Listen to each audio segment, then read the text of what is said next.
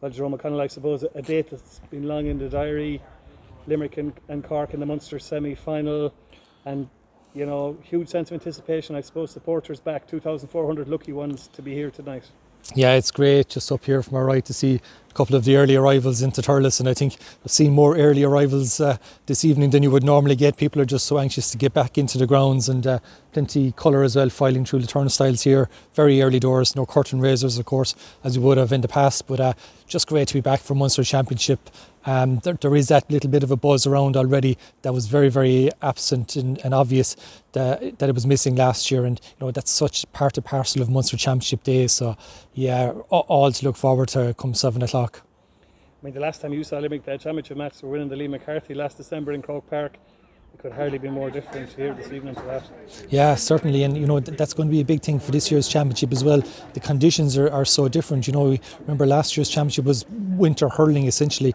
We should have a good surface today. It's hard ground for the last couple of days. A bit of rain today, might be a bit slippy, but the ball should be absolutely whizzing around. And I think John Kiley mentioned that in his last press conference during the week as well, that there was a spring in the step, and that everything, the intensity had upped as well. And we've seen it already in the championship. Couple of shocks with Clare beating Waterford last weekend, and Dublin beating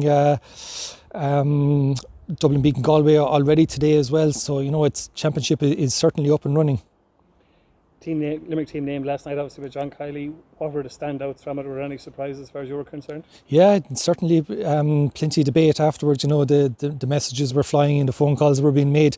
When you have the luxury of putting an all-star Dan Morrissey onto your substitute bench, it just shows the strength and depth in Limerick, and the defence was always going to be the one. They had options of plenty in defence. You really had 7 players going for the 6 positions, and Richie English has got the nod over Dan Morrissey at full back, and I suppose in the forwards Graham Mulcahy is the other one that misses out from the All-Ireland, but we hadn't seen too much of him during the league, so there'll be 2 big names on the Limerick bench, along of course with the teenagers Colin O'Neill and Colin Coughlin. Will they make their championship debuts off the bench?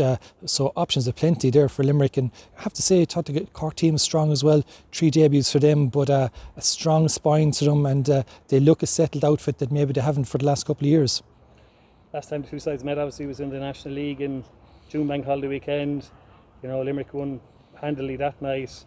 You would expect something different, a different challenge to be posed by Cork this evening. Yeah, certainly. I think it doesn't have any bearing on it really. I suppose of more bearing maybe would be to look back at championship games for the last couple of years, and Limerick haven't beaten Cork in a 70-minute tie in championship hurling under John Kiley. We've won 2 All-Irelands in 3 years, but Cork have always put up a strong stumbling block to us. So many intriguing battles around the field. I expect that Limerick will come with something big tonight, but you also get that feeling that Cork have really, really been planning for just this one encounter, and very much with Limerick in mind as well in terms with their team selection.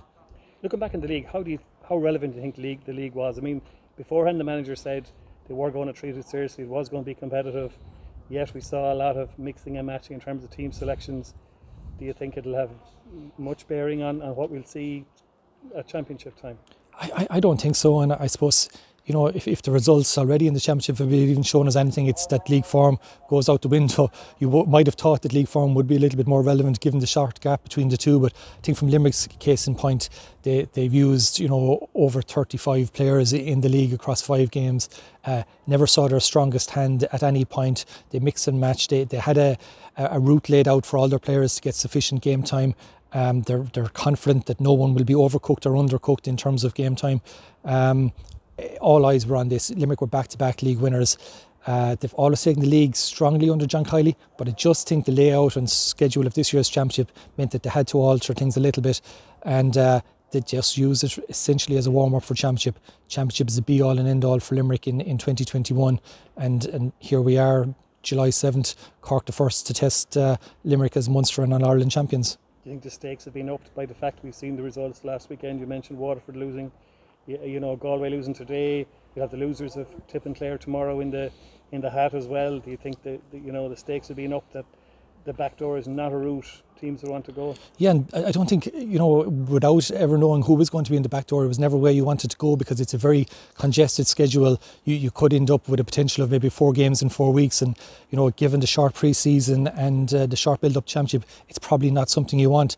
Now that you see the likes of Waterford and Galway already inside there, that's a treacherous journey for anyone to go to win an All-Ireland. So I think, Limerick and Cork, you got to win today, try and get yourselves into that Munster Championship final in 2 weeks' time. And from Limerick's point of view, it's the 1930s since we won our only 3 in a row of Munster titles. So I mean, you're 2 wins away from that, and you're the hot favourites.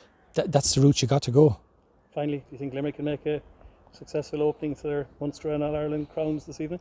I'd be disappointed if we don't see something big from Limerick. They've put all their eggs in the basket of July 3rd. They've primed themselves to be ready for this opening game of the championship. When they've done that in the past, they've usually delivered. Be very disappointed if they were off the mark in any way.